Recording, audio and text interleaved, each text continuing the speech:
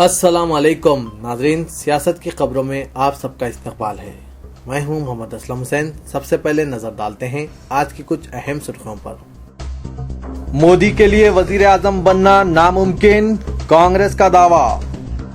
अचानक बारिश से खड़ी फसलों और अनाज के ज़खायर को नुकसान, किसानों के आंसू निकल पड़े। वाराणसी में मोदी के खिलाफ एमबीटी के लीडर मजीदुल्लाह खां फरहत की इंतखाबी मुहिम। पुराने शहर में कादियानियों की साजिशों में इजाफा।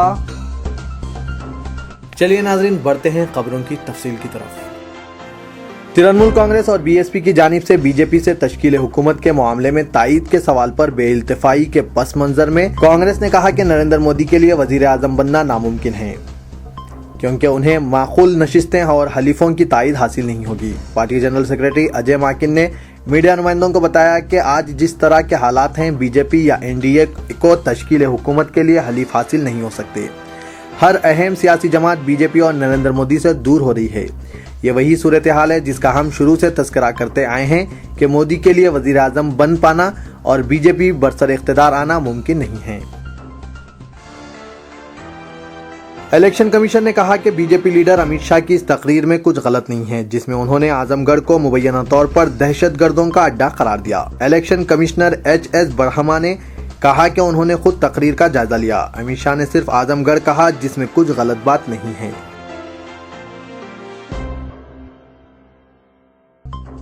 बीएसपी सरबराह मायावती और तृणमूल कांग्रेस ने माबाद इंतखाबात बीजेपी ज़ेर क़यादत एनडीए की तायीद की इन तमाम उम्मीदों पर अमलन पानी फेर दिया, जिनका तस्करा बीजेपी में वज़ारत उज़्मा के उम्मीदवार नरेंद्र मोदी ने अपने एक हालिया इंटरव्यू में किया था।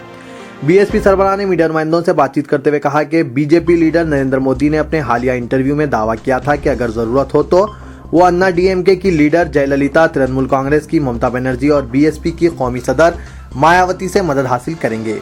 लेकिन मैं इस बात की वजाहत कर देना चाहती हूं कि बीएसपी किसी भी कीमत पर मोदी या एनडीए की किसी भी किस्म की तायीद नहीं करेगी।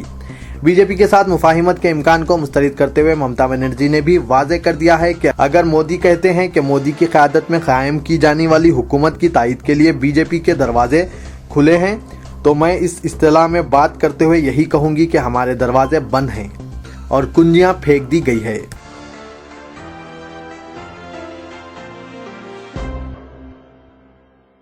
गैर मौसमी बारिश किसानों पर कहर बनकर नाजिल हो गई। जुमे की शाम से शुरू होने वाली मौसलाधार बारिश ने एक तरफ किसानों को जबरदस्त नुकसानात से दो चार कर दिया, तो दूसरी तरफ खड़ी फसलों पर बारिश की मार और खुले आसमान तले रखा गया अनाज भीग जाने से किसानों की आंख से आंसू निकल पड़े।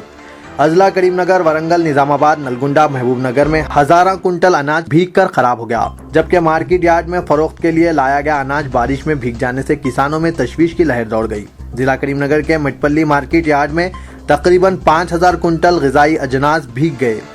मार्केट यार्ड में प्लेटफॉर्म सही ढंग से तामीर न होने के बाद बारिश का पानी अनाज के ज़ख़ीरों के पास ही जमा हो गया। सुल्तानाबाद जिला करीमनगर में ज़री मार्केट में तकरीबन 3000 कुंटल अनाज भीग कर खराब हो गया, जिसकी वजह से ये अनाज नाकाबिले फरोख्त हो गया। लाखों रुपये मालियती अनाज की तबाही से किसान माली मुश्किलात का शिकार हो गए हैं। नलगुंडा मुस्तकिर पर वाक़ मार्केट यार्ड में किसानों से खरीद कर रखा गया 4000 कुंटल अनाज भीग गया, जो कि दूसरे मुकाम पर मुंतकिल करने के लिए तैयार रखा गया था। निजामाबाद मार्केट यार्ड में भी हजारों अनाज के बस्ते भीग गए, जबकि नवीपेट मंडल में तकरीबन 300 एकड़ अराजी पर धान की फसल को नुकसान पहुंचा है। ओहदेदारों के मुताबिक 11 मई को भी मौसलाधार बारिश होगी। तेलंगाना के तमाम अजला के अलावा सीमांध्रा के बाज़ मुकामात पर भी बारिश का इम्कान है। महकमा मौसमियात के साइंसदान नरसिम्हा राव ने बताया कि बहरे अरब में हवा के दबाव में कमी के बाद मौसम में तब्दीली आई है।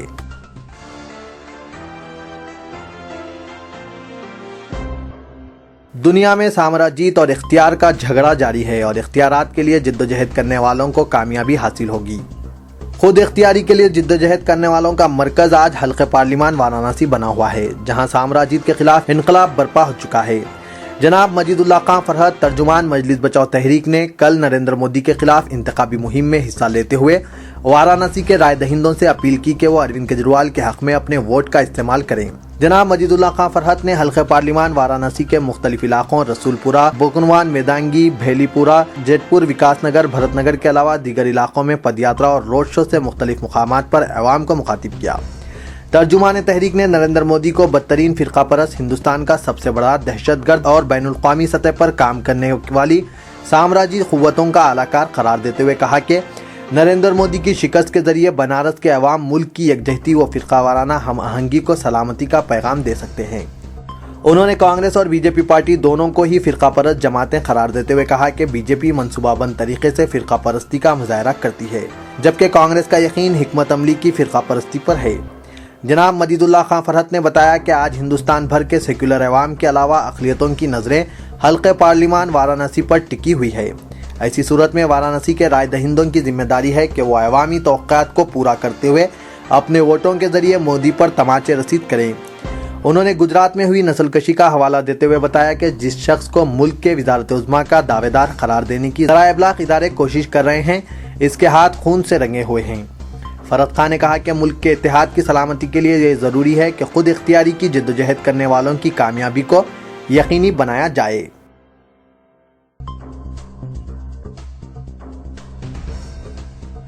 मुसलमानों के भेस में मुस्लिम इलाकों में कादियानियों की साजिश दिन ब दिन जोर पकड़ती जा रही है। देही इलाकों के अलावा अब शहर के सलम इलाके कादियानी साजिश का शिकार हो रहे हैं, जहां भोले भाले मुसलमानों को कादियानी मुसलमानों के भेस में गुमराह करने की साजिश कर रहे हैं। एक ऐसा ही वाक़या काले पत्थर पुलिस स्टेशन हुदूद में पेश आया, जो शहर भर में बिलखुसूस मिली तंजीमों में तशवीश का सबब बन गया है। जहां एक कादियानी मुस्लिम ख्वातीन को जमा करते हुए दर्स दे रहा था और नमाज जुम्मा की तैयारी कर रहा था। ऐन मौके पर इलाके के मुस्लिम नौजवान इस जगह पहुंच गए और इस कादियानी खुद साख्ता इमाम को अपनी बरहमी का निशाना बनाया। बताया जाता है कि बशारत नगर के इलाके में ये वाक़या पेश आया। इलाके के मुस्लिम नौजवानों का कहना है कि वो काफ़ी दिनों से इस मुकाम पर खुद साख्ता कादियानी इमाम की हरकतों पर नज़र रखे हुए थे।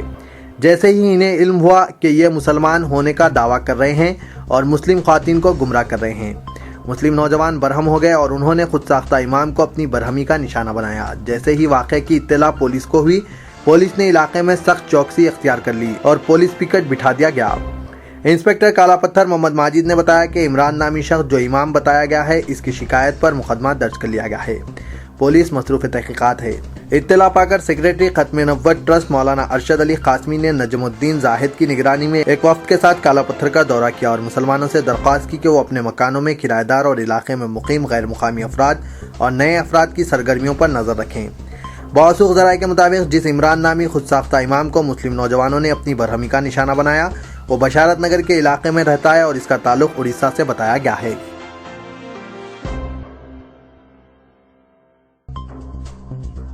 साबिक chief minister N Janardhana Reddy चल बसे। कल सुबह उन्होंने आखिरी सांस ली। सदर कांग्रेस सोनिया गांधी के बशमुल मुख्तलिफ जमातों के कायदीन ने इजहार ताज़ियत पेश की। आज इनके आबाई मुकाम पर आखिरी रसूमात अंजाम दे जा रही है। 20 फरवरी 1935 को जिला नेल्लूर के मौजा वाकड़ा में ये पैदा हुए थे। 1972 में सियासी कैडर का आगाज करने वाले आनजहानी कायद 2 मरतबा लोकसभा और 1 मरतबा राज्यसभा के लिए मुंतखब हुए। 1988 में सदर प्रदेश कांग्रेस कमेटी की हैसियत से नामजद हुए। 1990 तक 2 साल तक चीफ मिनिस्टर के ओहदे पर फायज रहे।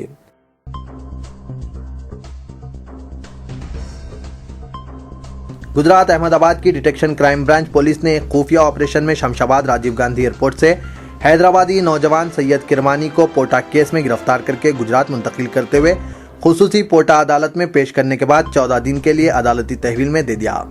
बावसूख ज़राए ने बताया कि सैयद किरमानी, जिसका ताल्लुक पुराने शहर के इलाके भवानी नगर तालाब कट्टे से है, इसके खिलाफ साल 2003 से DCB 6 पोटा मुकदमे में गैर जमानती वारंट ज़ेर अल्तवा था।